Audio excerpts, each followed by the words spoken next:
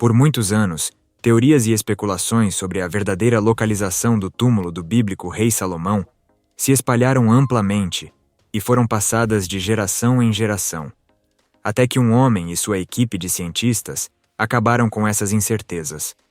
Recentemente, Eilat-Mazar e sua equipe, enquanto buscavam o palácio do rei Davi, se depararam com um local inesperado: o túmulo do rei Salomão, localizado perto do portão triplo, onde o povo judeu, no período do Segundo Templo, passava. Foi encontrado logo abaixo de uma camada superficial.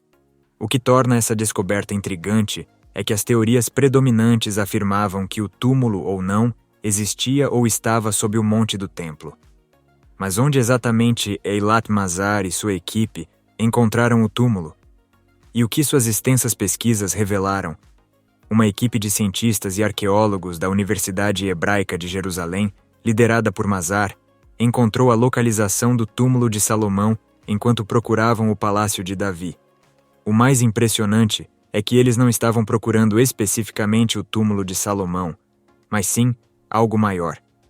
Durante as escavações, eles descobriram um segmento de muro de 210 pés de comprimento, com uma casa de guarda, uma torre de canto e uma estrutura real, levando-os a acreditar que poderia estar relacionado ao reinado de Salomão.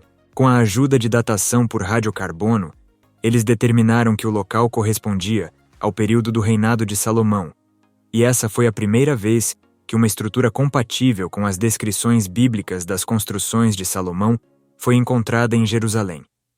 Embora por décadas arqueólogos buscassem o local de descanso de Salomão, as descobertas anteriores não haviam conseguido localizar seu túmulo com precisão. A cidade de Davi, onde o túmulo foi encontrado, é o local onde Davi estabeleceu sua capital após conquistar Jerusalém. Embora o túmulo exato de Salomão permanecesse desconhecido por muito tempo, as novas descobertas arqueológicas, incluindo túneis, estruturas de pedra e artefatos, revelam detalhes surpreendentes sobre o período da monarquia unida e o poder dos antigos reis de Israel. As teorias de que o túmulo poderia estar sob o monte do templo ou escondido em passagens subterrâneas também são discutidas, com alguns estudiosos acreditando que poderia estar em locais como a caverna de Zedequias ou o túnel de Ezequias, ambos locais de grande interesse arqueológico e histórico. Após ouvir essas teorias, alguns crentes acreditam que o túmulo de Salomão foi intencionalmente escondido para protegê-lo de saqueadores e invasores, uma prática comum em enterros reais da antiguidade. Existem teorias de que o túmulo de Salomão pode estar em um local menos óbvio, possivelmente fora da tradicional área da cidade de Davi, por razões políticas ou religiosas durante períodos de turbulência. O selo de Salomão, também conhecido como o Anel de Salomão, é um lendário anel atribuído ao rei Salomão nas tradições místicas medievais. É frequentemente representado como um pentagrama ou hexagrama, e no folclore místico islâmico e judaico, acredita-se que tenha dado a Salomão o poder de comandar entidades sobrenaturais e falar com animais. As primeiras referências ao selo ou sinete de Salomão vêm das tradições judaicas, sendo mencionado pela primeira vez pelo historiador judeu do primeiro século, Josefo. Também é citado em um texto mágico judaico do terceiro século, chamado Sefer HaRazim, e em uma seção mágica do tratado Gitin, dentro do Talmud babilônico. Após mais de uma década de reformas, custando quase 1,1 milhão de euros, o túmulo dos reis em Jerusalém foi finalmente aberto ao público. Europeus medievais acreditavam que o local continha os sepultamentos de Davi e Salomão, embora essa teoria tenha sido refutada. No entanto, o nome ainda está associado ao local.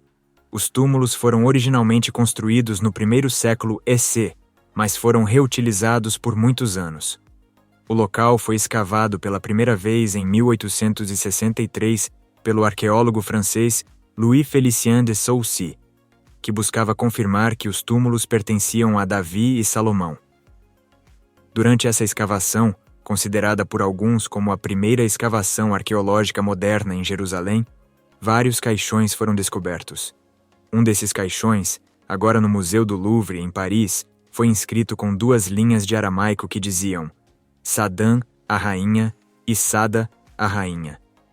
É possível que o túmulo de Salomão tenha sido escondido ou deslocado para evitar destruição ou profanação durante tempos de conflito ou agitação política. Essa teoria é apoiada pelo fato de que muitos túmulos reais de civilizações antigas foram frequentemente escondidos ou protegidos para evitar saques ou vandalismo. A localização do túmulo de Salomão também pode ter sido intencionalmente negligenciada ou esquecida ao longo do tempo por motivações políticas ou religiosas. Conforme o papiro e o pergaminho substituíram gradualmente as tábuas de argila, as bulas passaram a ser usadas como invólucro para rolos de documentos. Os documentos eram divididos ao meio, separados por perfurações. A metade superior era enrolada em um rolo e um cordão passava pelas perfurações. A argila era impressa no cordão para evitar leituras não autorizadas.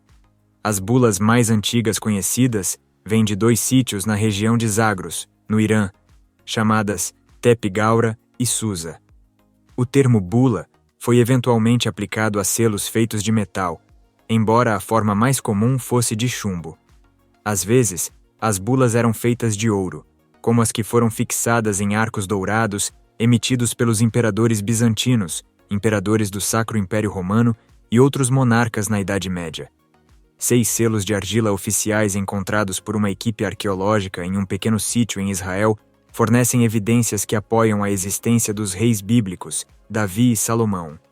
Muitos estudiosos modernos desconsideravam Davi e Salomão como figuras mitológicas, acreditando que nenhum reino poderia ter existido na região durante o período descrito pela Bíblia. No entanto, essas novas descobertas fornecem evidências de que algum tipo de atividade governamental foi conduzida na área durante o período de Salomão.